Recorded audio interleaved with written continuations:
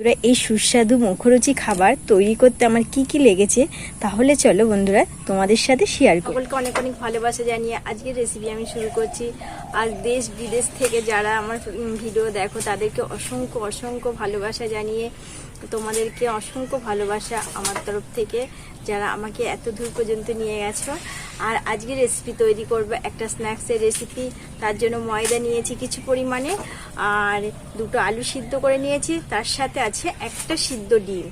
একটা ডিম নিয়েছি, এই সিদ্ধ ডিম দিয়ে রেসিপিটা করব। তাহলে চলো বন্ধুরা আমি কি নিচ্ছি তোমাদের সাথে শেয়ার করি। প্রথমে ময়দাটাকে আমি ময়ান দিয়ে নেব।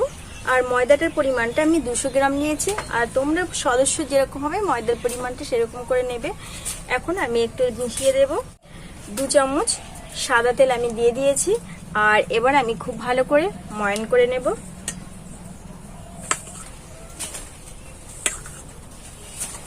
খুব ভালো করে ময়ানটা করে নিয়েছি।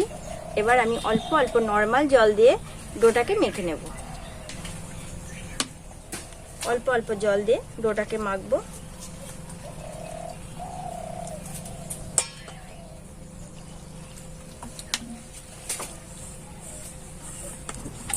ময়দাটা খুব ভালো করে মেখে নিয়েছি, এই দেখো একদম সফট করে মেখে নিয়েছি। এবার আমি এটাকে চাপা দিয়ে রেখে দেব। 2 থেকে 3 মিনিট ঢাকা দিয়ে রেখে দেবো। এই যে আলুটা সিদ্ধ করে রেখেছি, এটাকে আমি এবার একটু গ্রেটারের সাহায্যে গ্রেট করে নেব।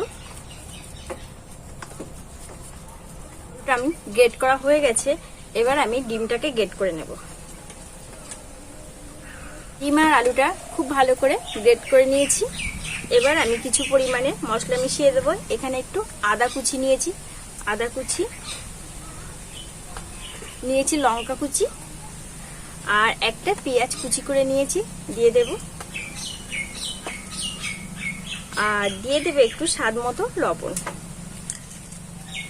এবার আমি খুব ভালো করে পুরটাকে মিশিয়ে নেব। একদম পুরটা রেডি হয়ে গেছে। পুরটাকে এবার আমি রেখে দেব। বন্ধুরা ময়দাটা নিয়ে নিয়েছি, আর ময়দা থেকে এবার আমি লেচি কেটে নেব। ছোট ছোট করে কাটবো লেচিগুলো। একটু ময়দা ছড়িয়ে দিয়েছি পিঁড়িতে। এবার আমি একটা লেচি নিয়ে বেলে নেব। রুটি বেলে নিয়েছি, আর এই বাটির সাইজে আমি রুটিটাকে কেটে নেব।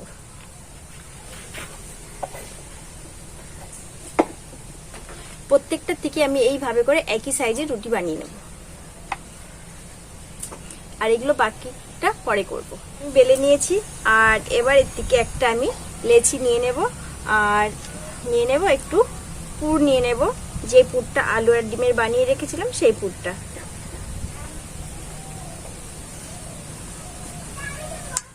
এবার এটাকে এইভাবে মুড়ে দেব। এই যে এরকম করে চারিধারটা খুব ভালো করে মুড়বো। ভালো করে সিল করে দিয়েছি। আর এইদিকে আকাশে মেঘ করেছে, আর হাওয়াতে দেখো আমার রান্নাঘরটা কি হয়েছে বন্ধুরা। আর সব সিল করে দিয়েছি। এবার আমি নেব এই যে এই দুপাশ এইভাবে করে নেব। এই যে এই দিকে করে লাগিয়ে দেবো। একটু হাতে জল নেব, জল দিয়ে এটাকে সিল করব ভালো করে, যাতে খুলে না যায়।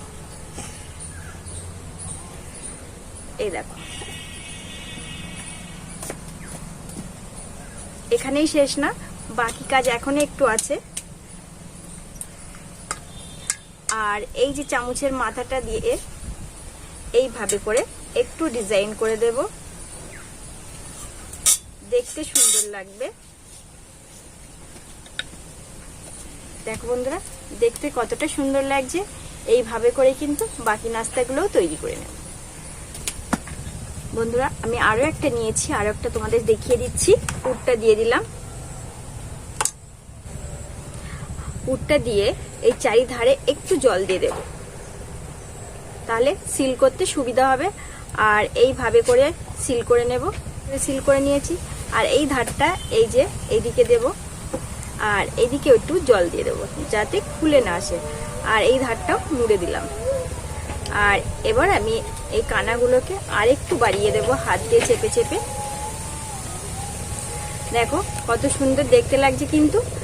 আর এটাকে এবার একটু ডিজাইন করে দেবো এই চামচ দিয়ে।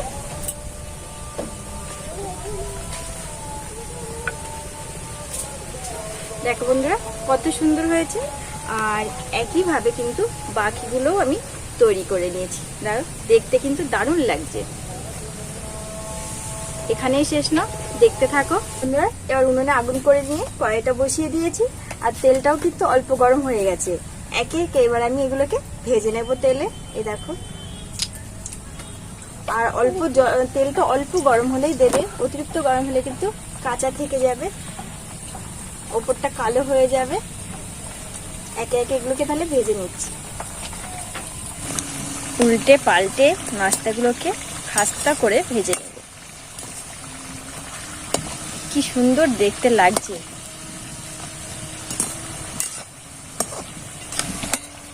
একদম রেডি হয়ে গেছে। এবার আমি এগুলোকে তুলে নিচ্ছি। লাল লাল করে কড়া কড়া ভাজা হয়ে গেছে কিন্তু। এই দেখো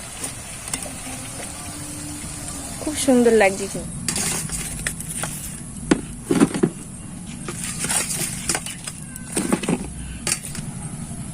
বন্ধুরা সমস্ত নাস্তাগুলো তৈরি হয়ে গেছে, আর দেখতে কিন্তু ভীষণ ভালো লাগছে। বাচ্চারা কিন্তু খুব টেস্টি করেই খাবে, কেননা প্রত্যেকদিন একঘেয়েমি রেসিপি কিন্তু ভালো লাগে না ওদের খেতে। আর নিত্য নতুন ডিজাইন করে যদি ওদের দেওয়া যায়, ভীষণ ভালো করে খাবে, মজা করে খাবে, আনন্দের সহকারে খাবে। আর এইভাবে তোমরা যদি বানিয়ে দাও একবার, আর এটা কিন্তু একদম পুষ্টিকরই খাবার, ডিম আছে, আলু আছে, স্বাস্থ্যকর খাবার। এইভাবে তোমরা বানিয়ে দেবে বাড়িতে, বাচ্চাদের টিফিনে খুব মজা করে খাবে। তাহলে বন্ধুরা আজ আমি এখানেই রাখছি। আমার রেসিপিটা ভালো লাগলে অবশ্যই like comment share please subscribe করে পাশে থেকো।